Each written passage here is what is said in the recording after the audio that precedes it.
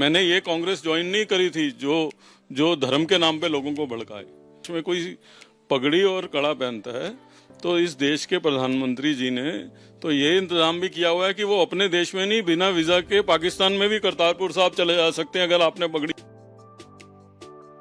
इस वक्त अरविंदर सिंह लवली जी के भाजपा के नेता हैं।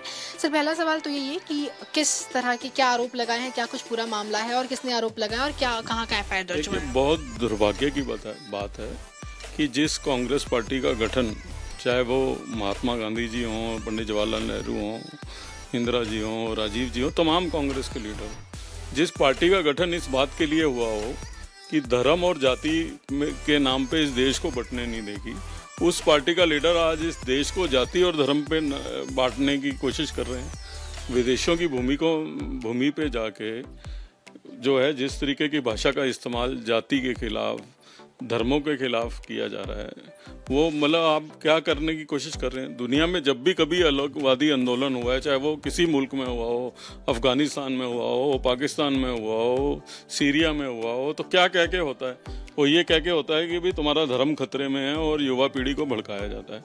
आप अगर ये कह रहे हैं कि हिंदुस्तान में सिखों को पगड़ी पहनने में और कड़ा पहनने में पहले सोचना पड़ेगा, तो आप सिखों को ये कह रहे हो कि तुम्हारा धर्म खतरे में, तो आप किस तरफ लेके जाना चाहते हो सिख नौजवानों को? क्या भड़काना चाहते हो उनको? अगर आप सिखों के हितैषी हो तो आपको उनको मुख्य धारा से जोड़ना चाहिए कि ये बताना चाहिए कि उनको कि तुम्हारा धर्म खतरे में, और ये सोचे भी ना कि ये वही देश है। अगर इस देश में कोई पगड़ी और कड़ा पहनता है तो इस देश के प्रधानमंत्री जी ने तो ये इंतजाम भी किया हुआ है कि वो अपने देश में नहीं, बिना वीज़ा के पाकिस्तान में भी करतारपुर साहब चले जा सकते हैं अगर आपने पगड़ी और कड़ा पहना हुआ है। ये पोजीशन है। और निश्चित रूप से अगर आप हितैषी हैं किसी कम्युनिटी के, तो उस कम्युनिटी के लोगों को आपको नेशनलिज्म उसमें बढ़ाना चाहिए कि उसमें अलगवादी तत्व बढ़ाना चाहिए। तो वो केवल भारतीय जनता पार्टी के लिए नहीं, पूरे देश भर के लिए गंभीर विषय है और निश्चित रूप से चिंता का विषय है।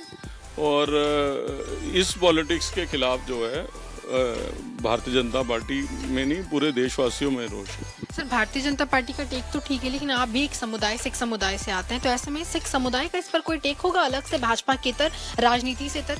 देखिए, मैं आपसे यही निवेदन कर रहा हूँ कि मान लीजिए अगर किसी को कोई शिकायत भी है तो उसकी शिकायत को भड़काने की आवश्यकता होती है कि उसकी शिकायत को दूर करने की आवश्यकता होती है कि उसको भड़काने की आवश्यकता होती है।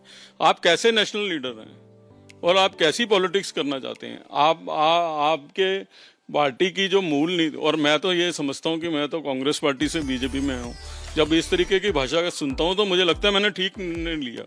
मैंने ये कांग्रेस ज्वाइन नहीं करी थी जो धर्म के नाम पे लोगों को भड़काए। तो आप जो आपकी दादी की नीति थी, आपके पिता की नीति थी, आप तो उसी से सहमत नहीं लग रहे हैं। आप जो है जिस तरीके की भाषा का इस्तेमाल कर रहे हैं, तो आप एक समुदाय विशेष के लोगों को भड़काना चाहते हैं इस देश के खिलाफ, तो वो चिंता का विषय है। सर, जयराम रमेश जी ने अभी कुछ देर पहले कहा है कि राहुल गांधी की जान को खतरा है और बीजेपी जो है वो लोगों को भड़का रही है, या फिर वो उनके जान को बीजेपी की वजह से खतरा है। देखिए, अब बीजेपी ने तो भाषण दिया नहीं, भाषण तो राहुल जी ने खुद दिया।